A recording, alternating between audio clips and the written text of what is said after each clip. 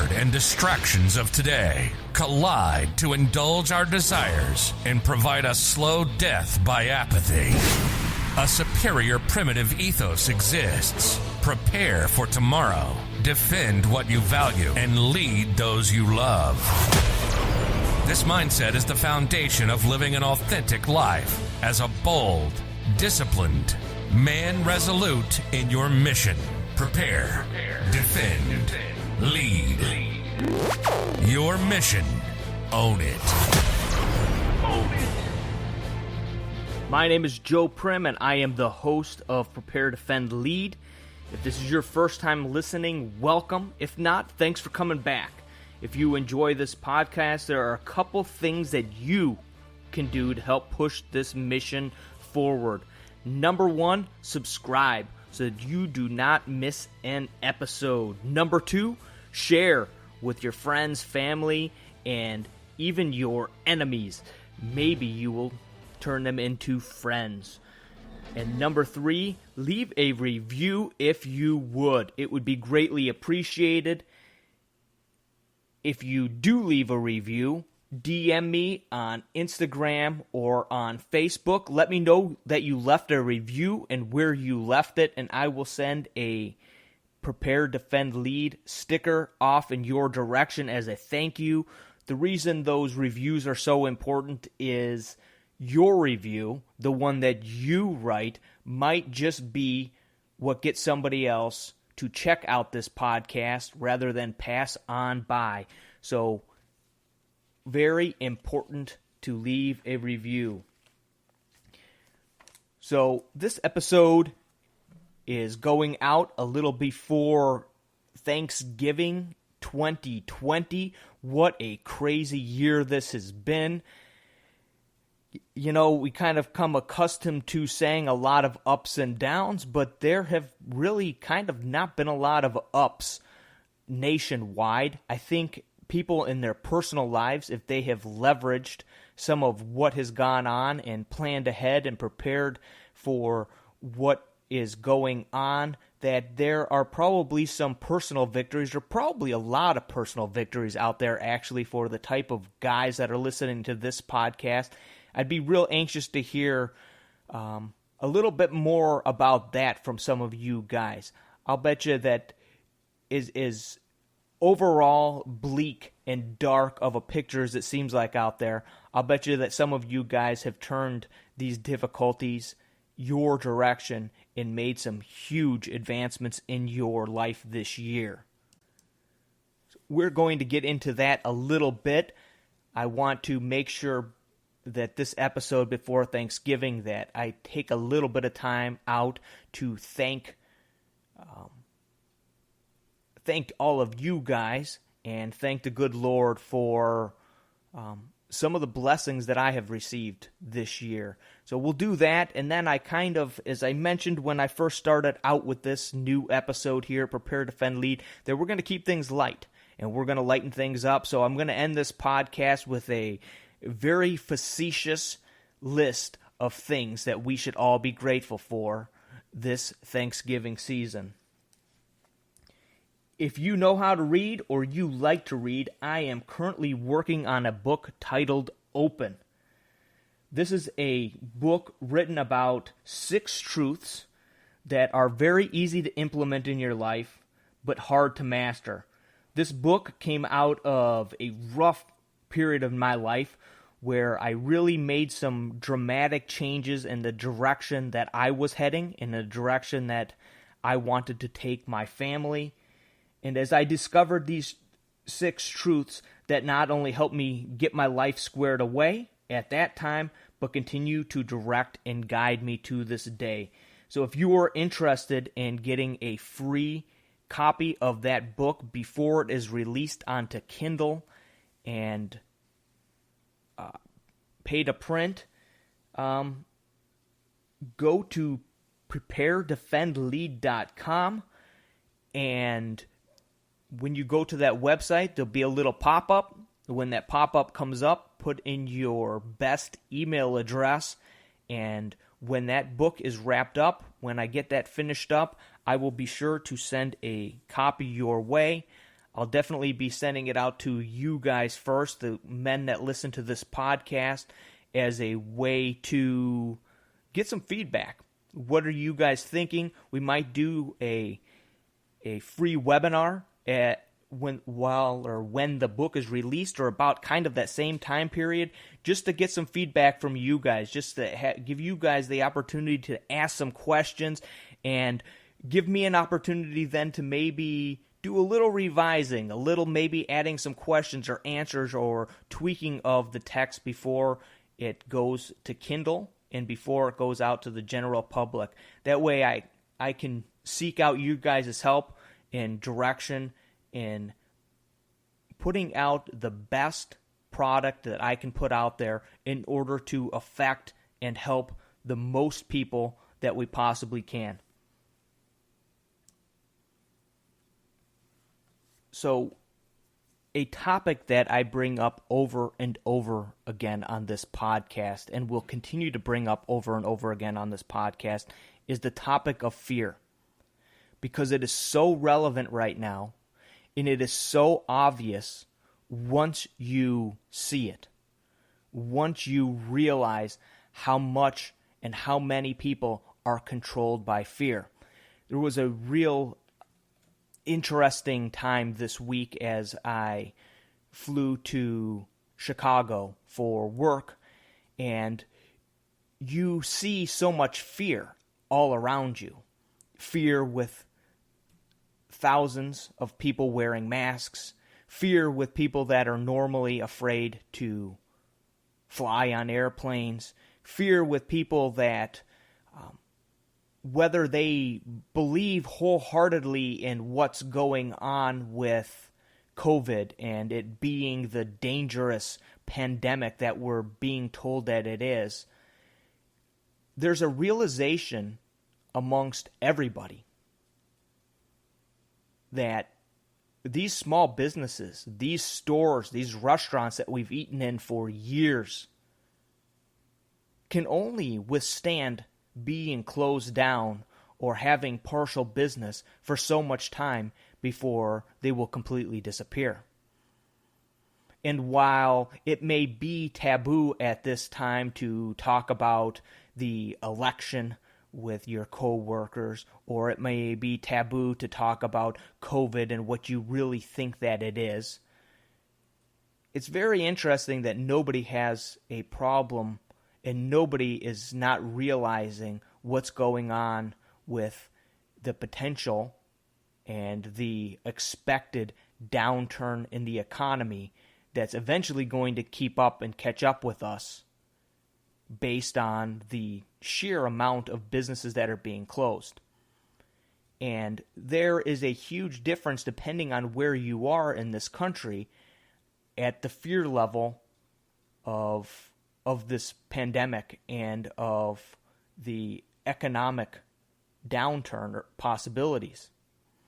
Living in Texas right now, while the majority of people that you come across believe that there is some sort of sickness, some sort of bad flu, or some sort of disease or virus out there that they obviously do not want to get and are willing to take some sort of precautions to avoid getting it, are not going to give up their freedoms in order to stay healthy.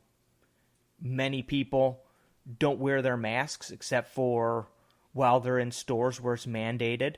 The majority of people that you meet in private or at a park or outside of a grocery store or a hardware store where it's mandated are not going to be wearing masks.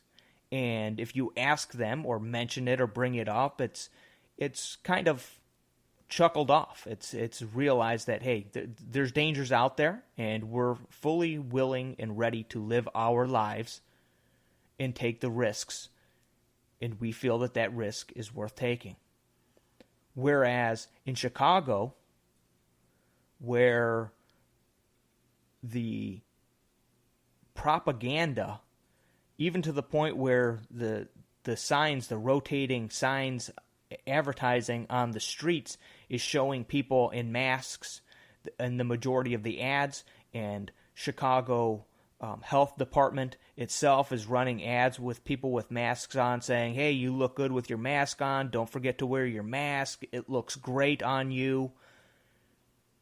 And the majority of the people on the street there are wearing masks. In fact, my Uber driver had a plastic sheet up between the driver's compartment and the back seats. And as I've mentioned in podcasts past, if you don't realize that this is fear that's controlling these people, that their reality is being controlled by a different set of people than perhaps your reality, it's very easy to write these people off, or to look down on these people, or to think badly of these people, when the reality is they have been given reason to fear, and they are fearful.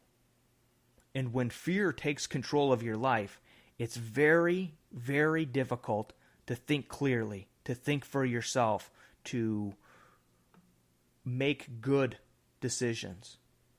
So when you run into those mask wearers, and maybe you're one yourself, show some empathy. Show a little bit of understanding, rather than being quick to judge these people as lunatics. But at the same time, I fully and 100% believe that we cannot live lives of fear. Fear will kill you. And I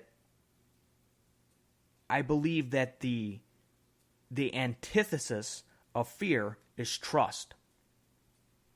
And as a demonstration of this, as you're taking off in the airplane, I find it now that I'm a lot more in tune to and pay a lot more attention and look for fear. It's interesting to watch the people in the airplane as the airplane's going to take off or when the airplane lands. And you see some people reaching for the cross around their neck. You see other people grasping a tight grip on the armrests, because people react differently to fear, but there is a fear there. The reality is, I have come to a point in my life where I fear more avoiding or not taking control of the things in my life that I am responsible for than I am of things that I have no control over.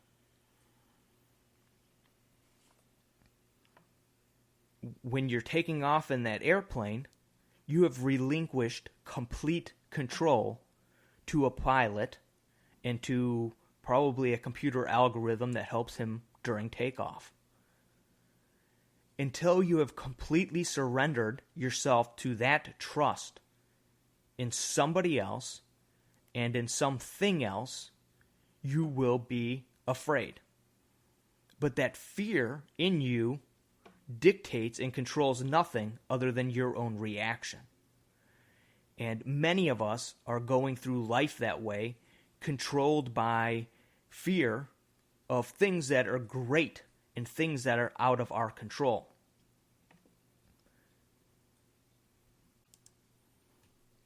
And for me, as a follower of Christ, as a Christian, that is where I find my trust and where I put my trust. And that's why I can put my trust in that, and that gives me an avenue to fight my fear. Because ultimately, that's where my trust is. Trust versus fear is leaving that which you do not have direct control in the hands of God, or in the hands of that pilot, or whatever else you want to put into that position, because you've relinquished control to them. That's trust. So if you have not checked out the new simplified website, Prepare.Defend.Lead, it's up. Go give it a look.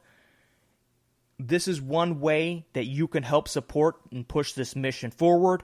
I'd really like to get this podcast out of the red each month and into the black so that I can do some more advertising and really put this money, these profits from coffee sales and from t-shirt sales right back into this podcast so that I can spend more time, I can put more effort into producing these episodes, we can advertise, and we can push this out to more people to affect bigger and better change in our communities. So if you would like to get behind this mission, if you would like to be a bigger part of what's going on, a cool way you can do it is by going to Prepare.Defend.Lead.com. I have 6 different types of coffee there. We got Zero Dark 30, which is a dark 6 blend. We got Happy Monday, which is a breakfast blend. Morning Nitro, which I call a breakfast blend plus P, which is what they call the extra hot loads for ammo. Then we got Fuego, which is a Guatemala single origin, and Carmelita is Sweeta, the caramel flavored coffee. And last but not least, decaf. We don't need no stinking decaf for those who can't handle the caffeine or like to have a late afternoon or early evening brew. So that, along with t-shirts and stickers, have several different styles of t-shirts, different logos, and different things that I talk about on this podcast, from Always Forward to Remember the Alamo. Go give the website a look, Prepare.Defend.Lead.com, equipping you for your mission.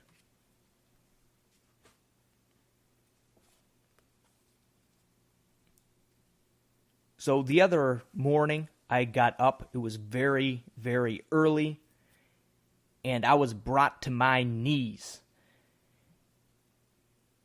It was dark in the hallway, and I was sneaking around because I didn't want to wake anybody else up as I went into the kitchen to make some, actually, Prepare, Defend, Lead coffee. And as I was making my way down the hallway, and I had luckily and skillfully avoided tripping over Big Brutus, our Anatolian Shepherd, I stepped on something that brought me to my knees. And that was a very, very small Lego. And although I wasn't down for long, I didn't make it to the 3 count, it took me down. And as I stood back up and peeled this Lego piece off of my heel, I got to thinking about how often in our lives we start to look at things that are so big and so out of our control that they start to take so much attention and time away from other things that we lose out and stop paying attention to the things that are truly important. Sometimes the things that we start to think are the small things in our life, whether that be good habits or our relationships with our kids or with our wife or little things like that, because we get so caught up in, let's just say, the environment, or we get caught up in an election, or we get caught up in our different rights as Americans. We get so caught up in those things that we fail to do the things that we need to do in our lives that are the most important. And I believe the reason why we do that is purely intentional and has a whole lot to do with the fact that sending out tweets and arguing with people on Facebook about what we believe is right and wrong is a whole lot easier than having that awkward conversation with your daughter. Arguing with people that you don't know and will never see, no matter how clever your comeback, no matter how belittling and how great it is, no matter how many likes no matter how many retweets you get off of that, it will never have the effect on your personal life as going to the gym or cutting something out of your diet. But it's much, much easier. It takes very little effort and very little skill to do these things. And the reality is, if we want to become better husbands and better fathers and better leaders in our community, we need to start focusing and put the emphasis on the things in our lives that we can control.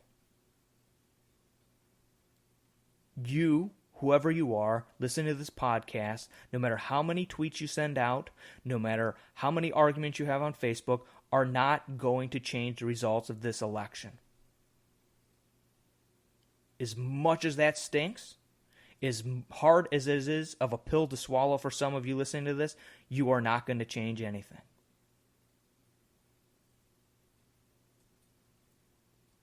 But what you can change is the direction of your marriage.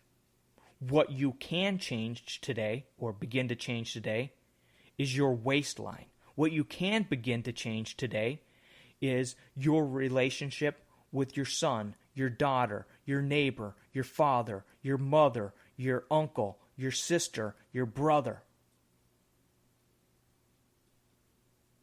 Those are areas where you can start to make a change today, a lasting impact, a lasting effort that could last and move forward for years to come.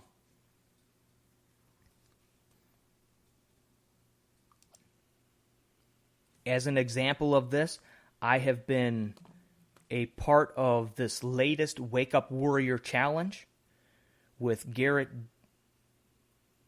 J. White. Look it up. I will give a more in-depth review of this month-long challenge when I complete it. Thus far, it has been impressive and has made a deep impact in my life. This last week, while I was out of town, I had some time. I spent no time watching television in my hotel room. I spent my time planning my business, going through things with that, what I need to learn, where I need to go, how I need to grow this thing.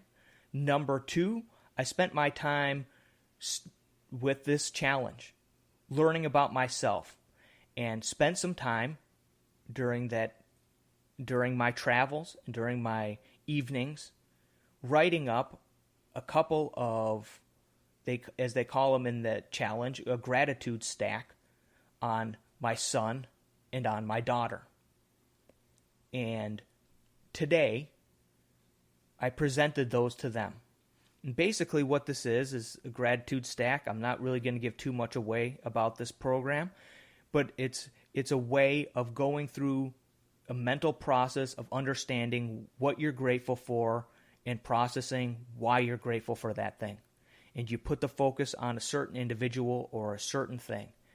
And as I worked through these for my son and for my daughter, it turned out to be a very beautiful gift to present to them of why I love them in a letter of a small story about, with my son, it was things that he does and has done that are similar to me and why he's growing up is like his dad, but some of the things that where he's different and why he's different in those areas, and those are good areas.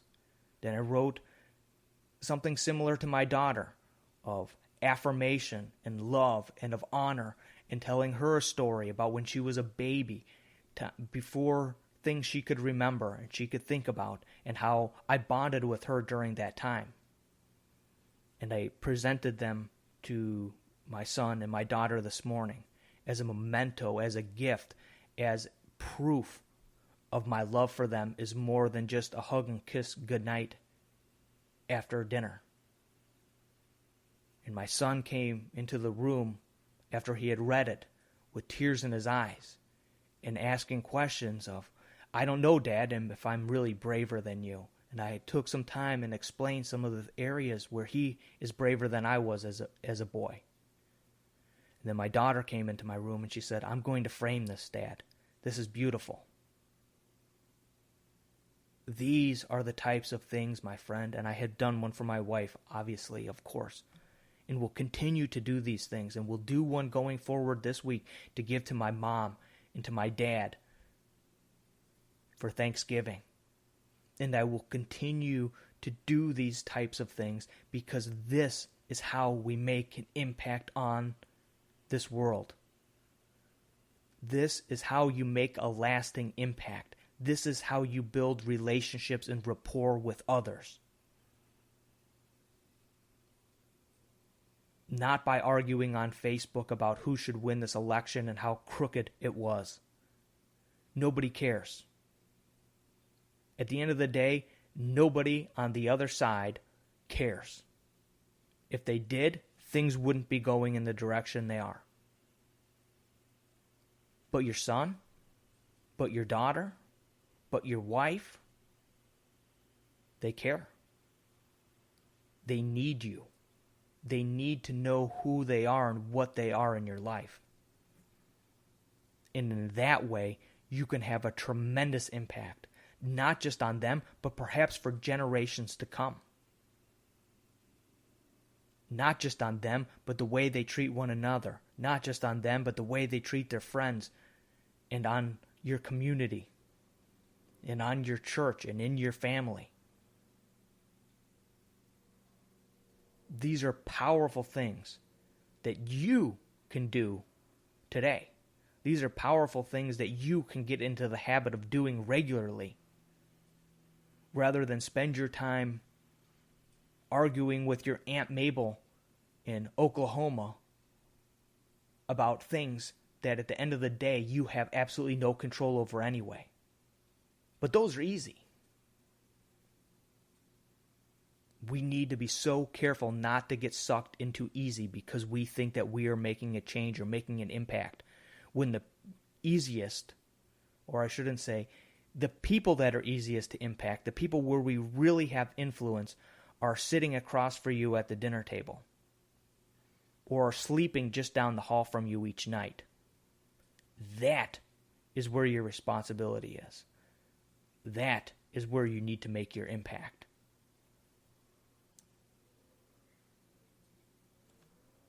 So as we move forward here, I wanted to lighten things up. I thought it would be real fun to do a facetious Thanksgiving list for this year of tragedy after tragedy after tragedy. And this is something I threw together on my flight from Denver to Austin. So it's not as polished up as I would have liked. Like I said, I'm in the middle of the Wake Up Warrior Challenge, so I am spending a lot of time doing homework and assessing myself and working through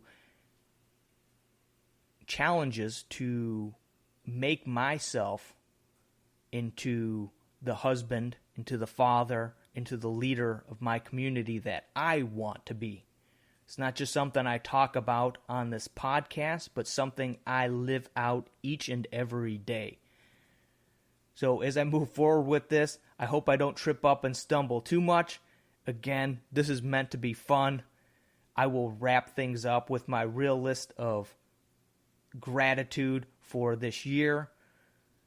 This is certainly not meant to trivialize some of the difficulties and challenges that those listening to this podcast have faced. And maybe I'm a little early with this, seeing as time plus tragedy equals comedy, but I'm going to give it a go anyway.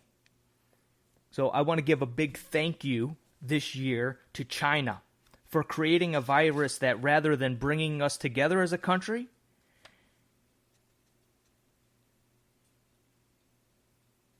has separated us in more ways than just social distancing. I want to thank all the dot makers here in the United States and around the globe for coming together in rapid fashion to help those of us who don't know how to stand 6 feet apart Now we can just look down at the floor, and there'll be a big dot. I want a big thank you to the clever slogan creators out there for their clever propaganda like United We Stand, 6 feet apart, that we need to crush the virus, and that we need to build back better. I was listening to a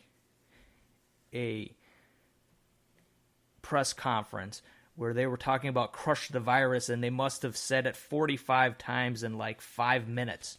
Crush the virus. What does that even mean? I would like to thank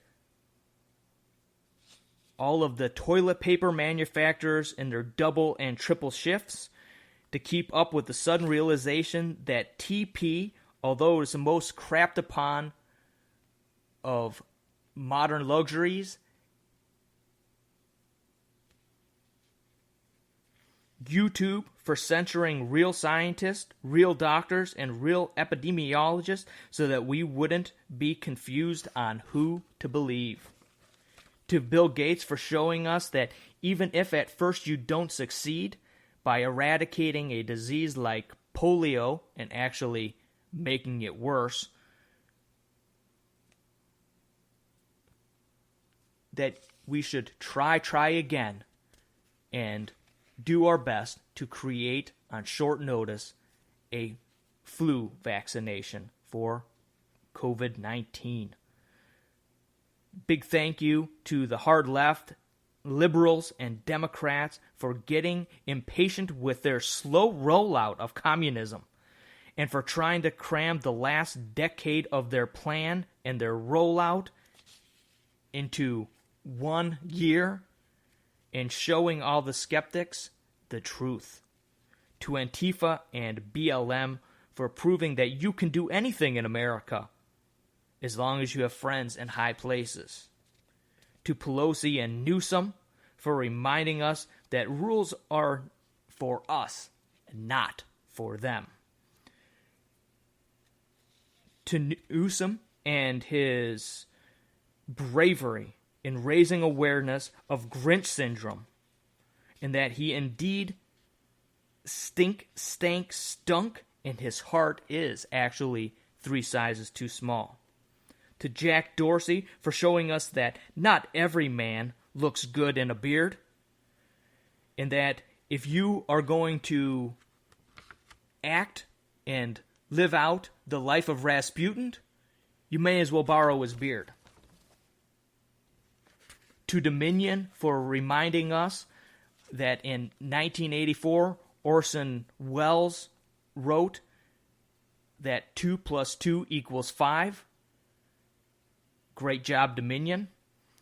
To big shout out and a big thank you to social media and the mainstream media who have collaborated to demonstrate the power of teamwork.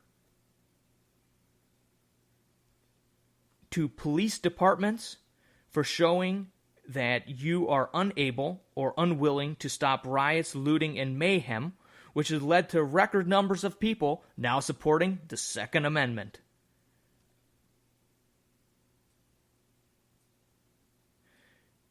To the police officer out there who proved that humans will always take the path of least resistance by arresting moms for not wearing their masks while letting giant box stores get completely looted and statues toppled.